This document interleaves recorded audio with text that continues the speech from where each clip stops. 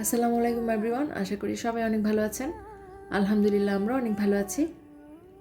আজকে আসলে আমার সকালটা অনেক বেশি দেরিতে শুরু হয়েছে, যার জন্য ব্রেকফাস্টটা কোনো রকম সেরেছি।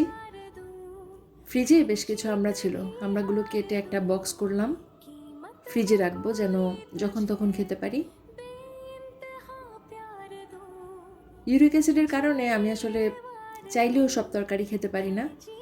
যে সবজিগুলো খেতে পারি সেই দু একটা সবজি চেষ্টা করি খুব মজাদার করে রান্না করতে, তবে সব সময় মজা হয় না, চেষ্টা করে যাচ্ছি। আমার কাছে মনে হয় যে ডায়াবেটিসের চাইতে ইউরিক অ্যাসিডের সমস্যা অনেক বেশি খারাপ, যার জন্য ইউরিক অ্যাসিড যাদের আছে তাদের খাওয়া দাওয়া অনেক সাবধানে করতে হয়। আমি অবশ্য ডাক্তার না, তবে আমার নিজের এক্সপিরিয়েন্স থেকে কিছু কিছু জিনিস আপনাদের সাথে শেয়ার করার চেষ্টা করি। ছোট ছোট হাতের কাজ আসলে আমার অনেক পছন্দ, তবে যে কাজগুলো অনেক সময় নিয়ে করতে হয় আমার আসলে সে কাজ করতে ভালো লাগে না, আমার ধৈর্য কম। আসলে কোনো গুণই গুণ না যদি ধৈর্য না থাকে, ধৈর্যই হচ্ছে বড় গুণ, এটা আসলে সবাই জানে। আগে তো ক্লে ছিল না, যার জন্য চাইলেও দ্রুত অনেক কাজ করতে পারতাম না, তবে আজ কয়েকদিন চেষ্টা করছি ক্লে দিয়ে কিছু কাজ করতে। তবে অনেকগুলো কাজ আমার এই ছোট্ট টুনটুনিটা দাঁত দিয়ে কুটুমুটু কুটুমুটু করে নষ্ট করে ফেলেছে।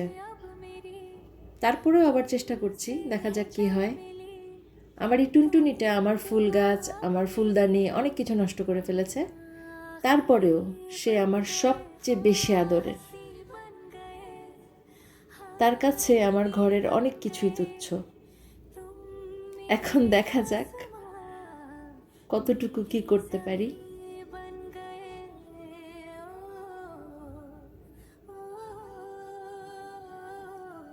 লবণ আর একটু চিনি দিয়ে এই আলুটা সিদ্ধ করে মশলা দিয়ে ভুনা ভুনা করলে অনেক মজা হয়।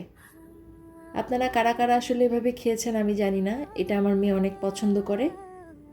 আপনারা কারা কারা এভাবে খেয়েছেন চাইলে আমাকে কমেন্টসে জানাতে পারেন। ইউটিউবে আমি আসলে খুব বেশি এক্সপিরিয়েন্সড না, আপনারা চাইলে আপনাদের পছন্দ অপছন্দের গঠনমূলক সমালোচনা আমাকে কমেন্টসে জানাতে পারেন, কারণ আপনাদের ভালোবাসা আমার ভুল ত্রুটিগুলো শুধরে আমাকে ভালো পথ দেখাতে, ভালো কিছু করতে সাহায্য করবে, আমি এটাই বিশ্বাস করি। আজকে যা কিছু রান্না হয়েছে তা আমি কিছুই খাবো না, আগে যা রান্না হয়েছে ফ্রিজে ছিল সেগুলো দিয়ে আজকে আমি চালাবো, কিপটা তো তাই। যাই হোক, আপনারা আমার চ্যানেলটিকে সাবস্ক্রাইব করে আমার পাশে থেকে আমার জন্য দোয়া করবেন।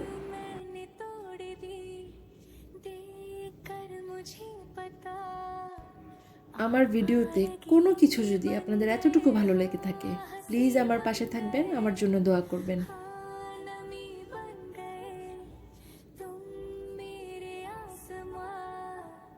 বিকেলের পড়ন্ত রোদে সবুজ এক টুকরো শুভেচ্ছা আপনাদের সবার জন্য।